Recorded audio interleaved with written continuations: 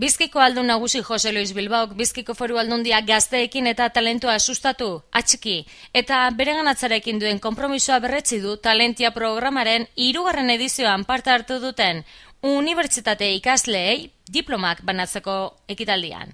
Ildo beretik, foru erakundeak gazteen enplegurako plan baduela gogorarazi du, baita beka programa bat ere, une latz hauetan gaztei laguntza eskaintzeko. Jose Luis Bilbaok Talentia programan parte hartu dutenei bikaintasunen aldeko apustu egin izana eskertu die. Izan ere, Bizkaiko Foru Aldundiak aspalditik egiten du talentuaren alde.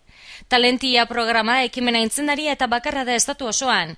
Egitasmoaren xedea, unibertsitateko ikasleen artean indar gehien dutenak Bizkaiko enpresa errealitatera eta errealitate zientifiko-teknologikora gerturatza eta horretara lotzea da.